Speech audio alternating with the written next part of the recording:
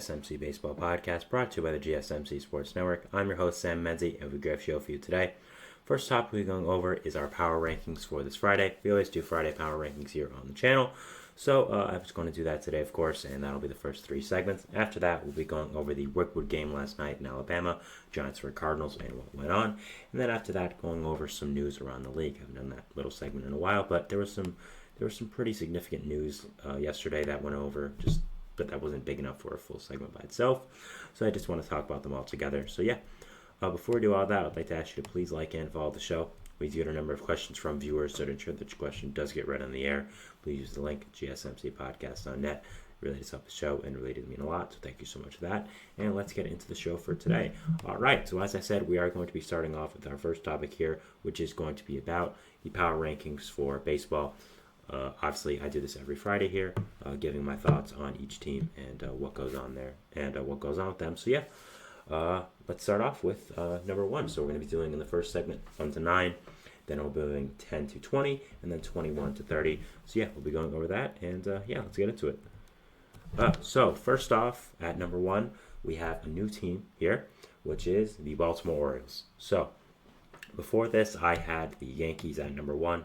For I think maybe 2 or 3 weeks in a row, but I did end up changing it up to the Orioles this week. It's always been very close with the Yankees and Orioles. Both these teams are very, very close within each other, and it's always been a decision of which team you're going to put in. But I decided today that it would be the Orioles instead of the Yankees. Now, the reason I did decide that was because the Orioles did just beat the Yankees in a series in the Bronx. The Orioles won the series 2-1, and I thought that was the rationale to have it as, you know, the Orioles just beat the Yankees in their own ballpark. As much as it's very close, the Orioles get it for this week, and they are, for right now, the best team in the MLB. Again, really, it's been them and the Yankees, top 2 for a significant amount of time now, and I'm going to be sticking with that as I do have the Yankees at number 2. But like I said, these two teams go hand in hand, both in the same division, both just absolutely elite and incredible. And again, 1 and 2, if you put the Orioles 1 and the Yankees 2, Yankees 1, Orioles 2, I wouldn't be mad. I'm just putting Orioles 1 this week because they did just beat the Yankees in a series, so I thought it made the most sense. But again, both these teams are absolutely incredible, and either one at number 1 would be perfectly fine with me. Number 3, I have here the first NL team on our list, the Philadelphia Phillies.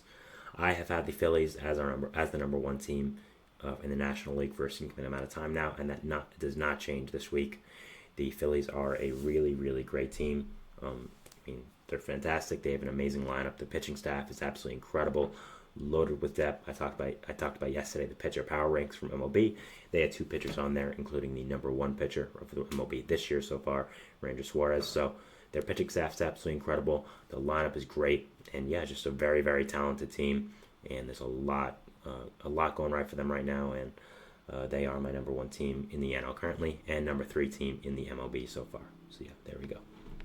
Number 4 here, I have the Cleveland Guardians. Now, again, as I've talked about a lot, the Guardians have been the biggest surprise of the entire year, and they just haven't slowed down still. I mean, they're still an amazing team, still high up here, and still here at number 4. I mean, they're absolutely incredible. I talked yesterday in my first segment about Stephen Kwan and the team altogether, so if you want to go over that, please check it out. It's in the GSMC Baseball playlist, so just go click over there and you'll see Stephen Kwan from yesterday.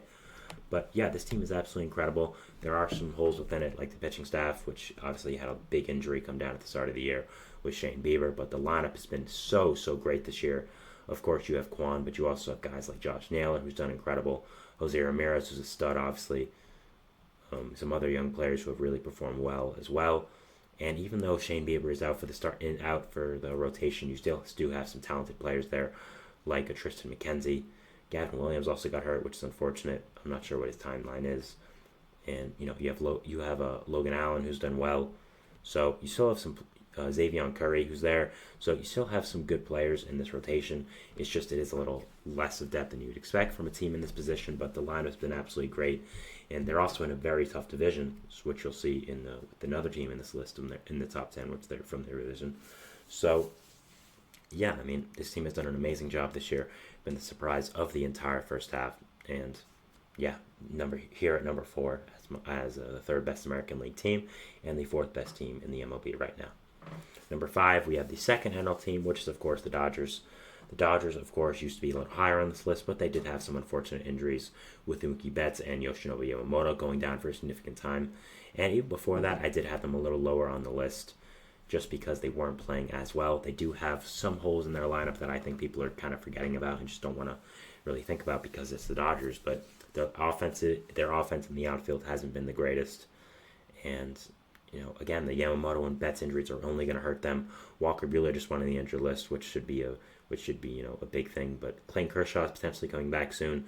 You just had Bobby Miller come back, so that's good at least. So they're getting reinforcements. But Mookie and Yamamoto going down is really tough for you guys right now, and you're lacking a lot of depth, and I don't think Dodgers fans really want to think about it, but it's true. You're lacking a lot of depth right now, and I'd definitely be worried. There are some things that I don't really like. I wouldn't really like from a Dodgers fan, and they're just hoping they get smoothed out by the trade deadline. But right now, without Betts, Yamamoto, it'll be very interesting to watch how they play. And because of those injuries, I did have to move them down to 5. I debated putting them even lower, but I think my common sense won out, saying, it's still the Dodgers.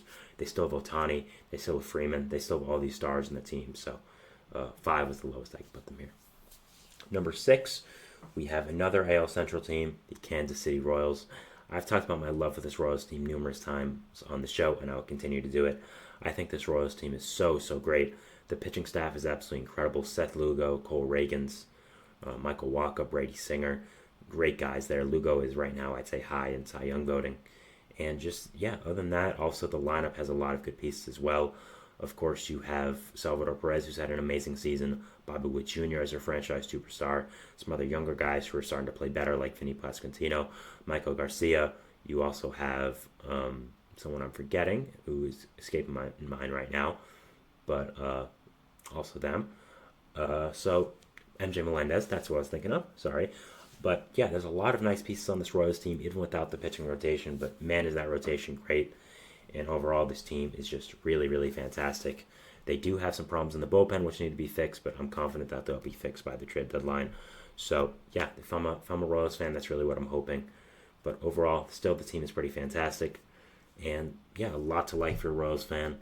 And they should even get better by the trade deadline. It'll be interesting to see if they do go all in. But, this team is really fantastic. Finally breaking out. I mean, they were horrible for so long. It's nice that I guess the labors of being horrible are finally paying off because you got Bobby Witt Jr. You were in the position to draft him. But this team is fantastic, and I'm very interested to see what happens with them for the rest of the year. So definitely we'll be watching them for for the rest of this year, like I said. Number 7, we have the next NL team here, the Milwaukee Brewers. Now the Brewers also have some things you don't like about the team, like the pitching rotation, but they have just continued winning. I mean, hey, you have Snoop Dogg coming to your games right now as a Brewers fan, so that seems pretty nice. I mean, it shows you how well they're doing. If you have not watched Snoop Dogg's commentary yet for the Brewers, it was really incredible. So it was really great. So I suggest you go watch it. Just look up Snoop Dogg Brewers. I'm sure to find it. But going after that, I mean, this team has a lot of talented young hitters on the team. Jackson Chourio. You have William Contreras, of course, veterans like Christian Yelich, Rhys Hoskins, who really hold the lineup together. After that, the bullpen is really great, even without Devin Williams. Abner Uribe is doing a nice job there. Trevor McGill is also doing a good job. So a lot of talented players on this Brewers team have done a really great job, still being competitive even after who they lost this offseason with Brandon Woodruff and Corbin Burns. So props to them, props to how well they've done, and overall have just done a really fantastic job as a team this year. And have just been really, really great. I was not very high on them going into the year, but they have proven me wrong, proven a lot of people wrong, and have done a really, really great job. So, good for them. Next here at number 8, we have the next NL team, a team that has fallen in recent weeks because of injuries and just underperformance, the Atlanta Braves. Now, I think I had the Braves 9 last week, so this is a little bit higher, but some of the bats have started to get it going, mainly Austin Riley, who's done very well, hit a big game-winning home run a few days ago. That was really nice for him. But, still this team, they're reeling from the injuries of Acuna and Strider, so that really is going to affect them the rest of the year. But Marcell Ozuna is really holding the offense down right now. You, of course, have so many talented players like a Matt Olson, like an Austin Riley, like an Orlando Arcia, and Ozzie Albies. Adam Duvall's solid. But overall, it's just, again, the Acuna and Strider injuries are really going to bug them for the rest of the year. So we'll have to see how they deal with that. But Kelenic and Duvall isn't a horrible tandem, I guess, but we'll have to see. But yeah, still a lot of talented players on this team. They will definitely have to add before the trade deadline, though, if they want to be more competitive, and that's what I'll be watching as a Braves fan. If you're a Braves fan and as a baseball fan, I'll be watching. And finally, number 9 here, we have the AL West leading Seattle Mariners. I love this Mariners team. There's so many great young pitchers that are just truly incredible that really make up this team. Also, for the lineup, you also have guys like Mitch Garver, like Jorge Polanco, who have not found it yet but are still very talented. J.P. Crawford, Julio Rodriguez are there as well. Cal Raleigh's great. So overall, this Mariners team is really, really fantastic, and they deserve this number 9 spot. Both the Astros and the Rangers have been very underwhelming this year, and the Mariners took that and ran with it, and are now leading the AL West for a good 2 weeks. So they've been a great team, have a lot going for them right now. This pitching staff is really, really great, and it will be very exciting to watch them for the rest of the year.